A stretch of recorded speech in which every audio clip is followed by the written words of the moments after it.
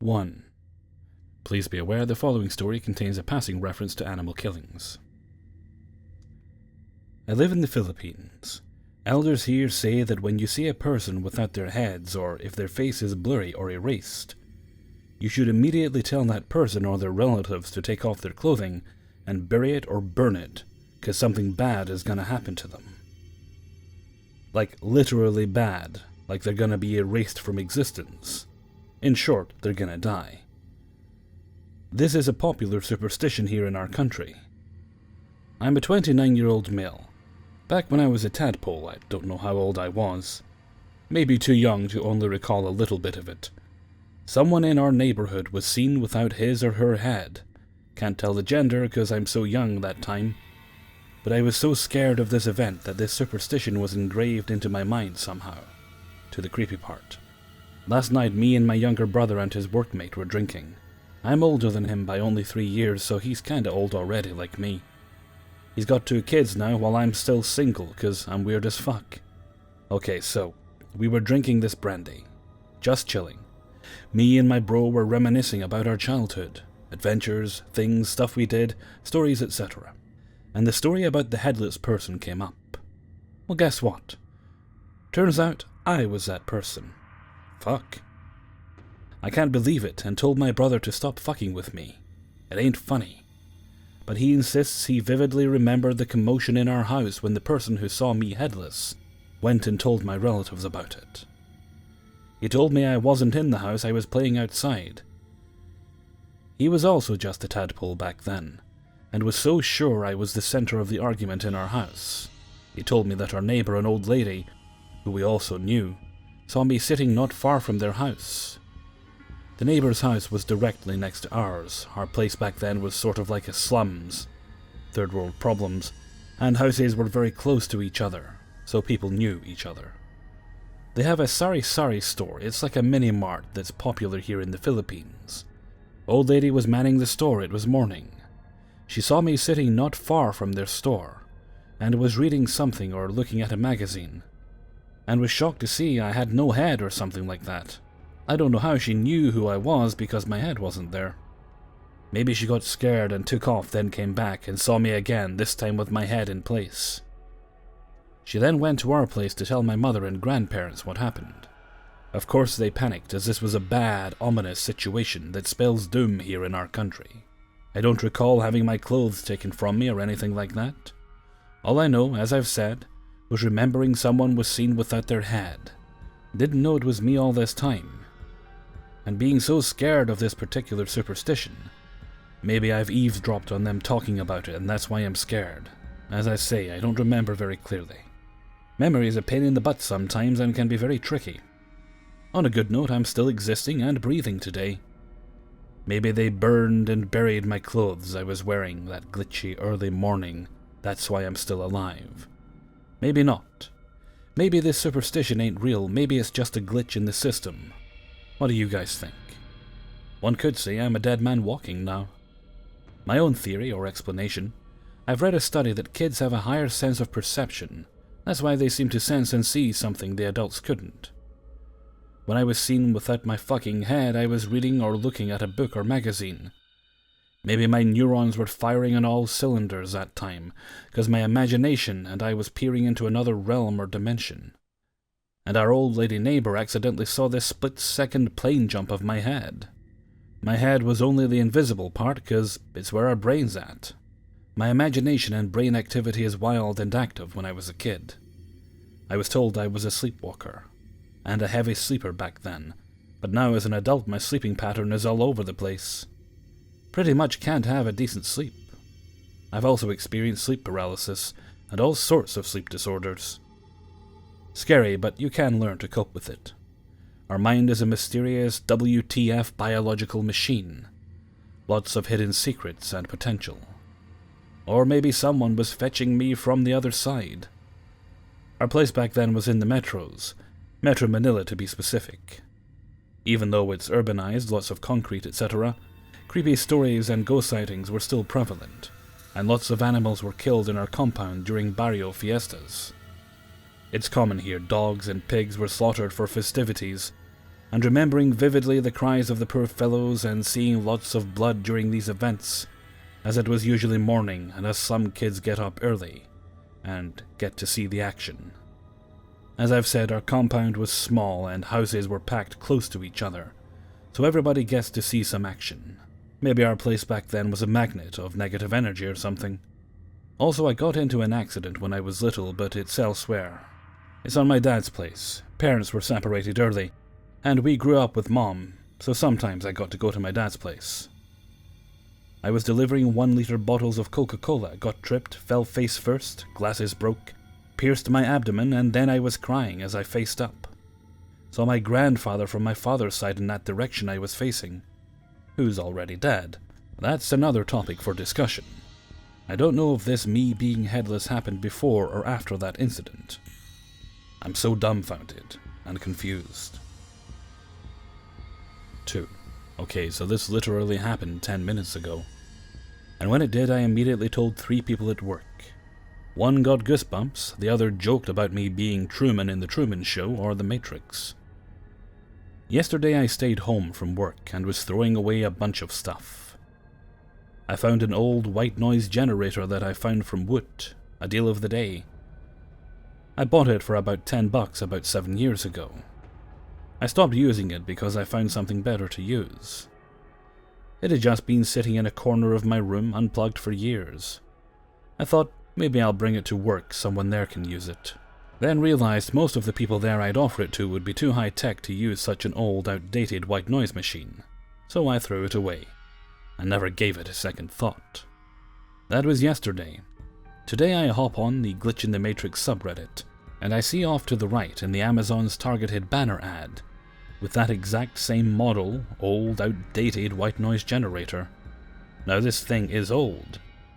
It's like finding an old wired ball mouse, throwing it away, and the next day seeing a banner ad from Amazon for an old wired ball mouse. What the hell? What's weird is these ads are usually targeted, and usually only shows things I've searched for recently. This thing I literally just saw, picked up and threw away yesterday, and completely forgot about it. It's such a distinctive design, and from a relatively unknown company. I would have noticed if I'd seen an ad for it anywhere before. But this is the first time I've ever seen an ad for this thing other than the original wood sale when I bought it. That was the second time something like that happened. The first time this happened was about 10 years ago. I was at work and again throwing away a bunch of stuff from our IT storage room.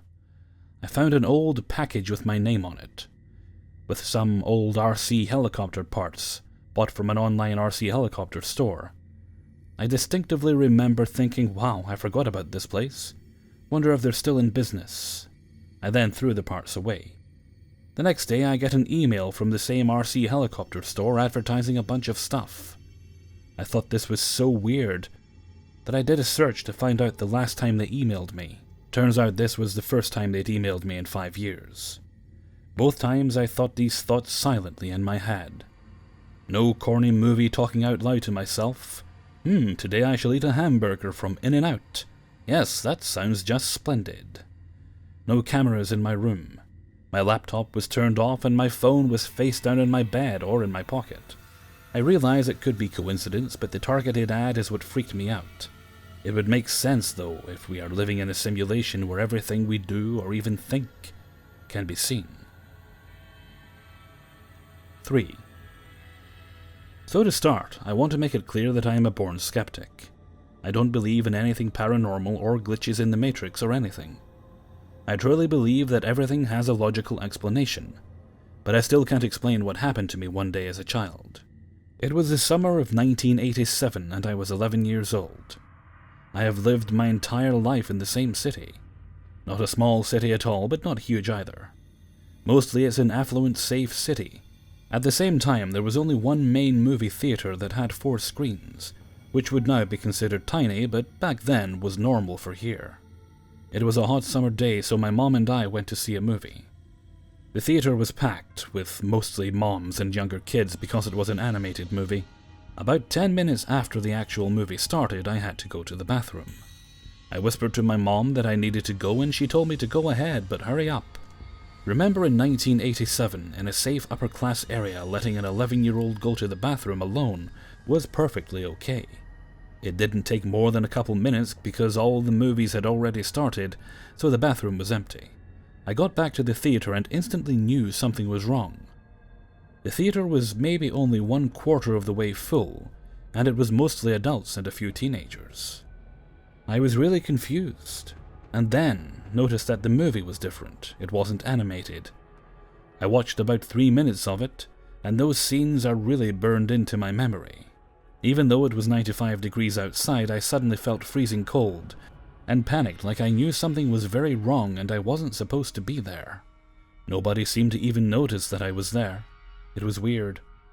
I know that people focus on the movie, not what's going on in the aisles, but I just had the feeling that they couldn't see me. I turned around to leave in a panic, thinking I was lost. I knew I wasn't in the wrong theater, but I knew I was somewhere I wasn't supposed to be. An employee was coming in to quietly change the trash bag that was right by the entrance. I never left the theater and he asked me if I was okay.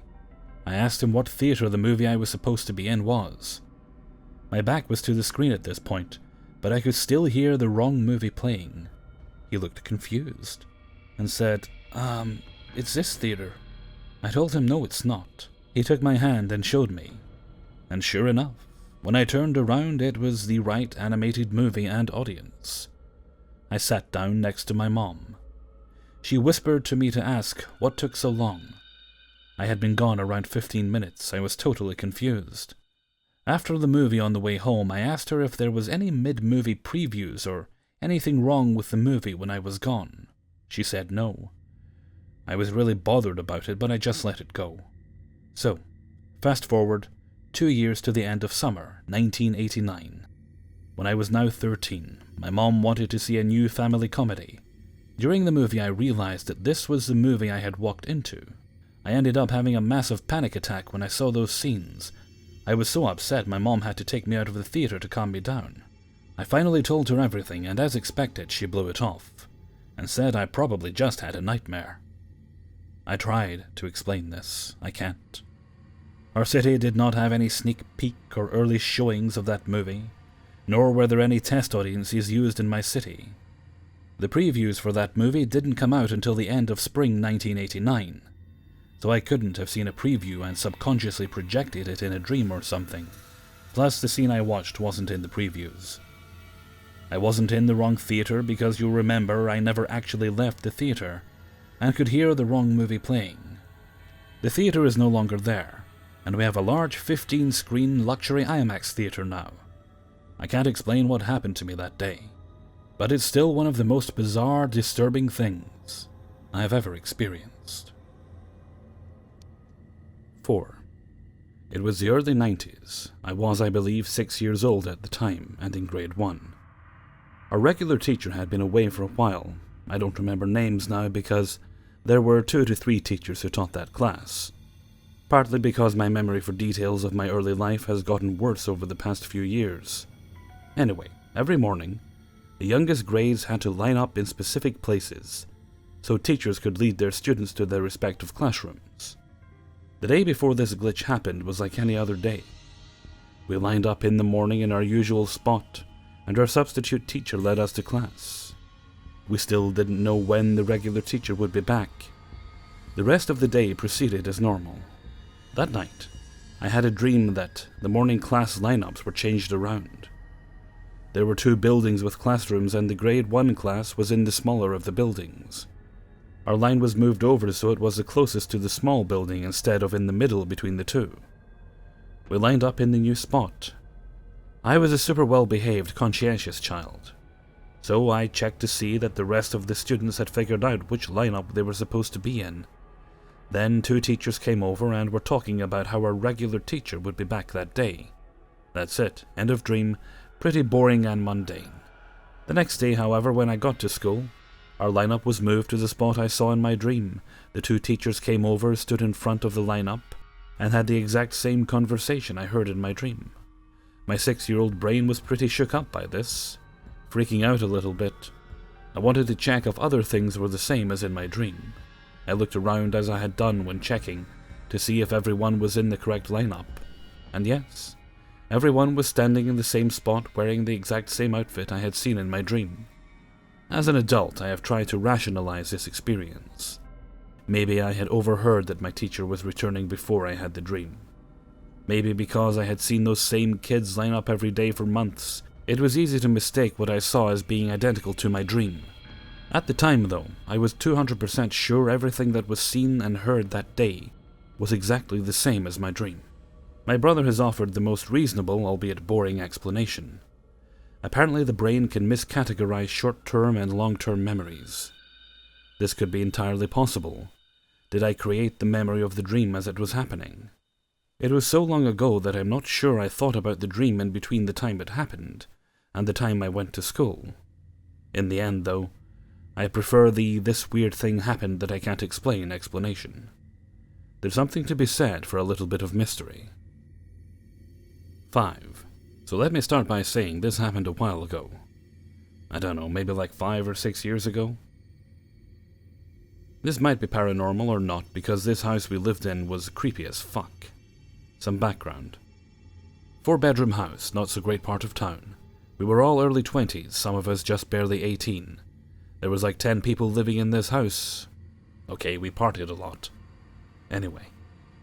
This house had a lot of paranormal stuff going on. Footsteps, banging on doors, shit flying across the room like my phone, a pencil sharpener, etc. Doors opening and closing, whispers, laughs, all the fun stuff.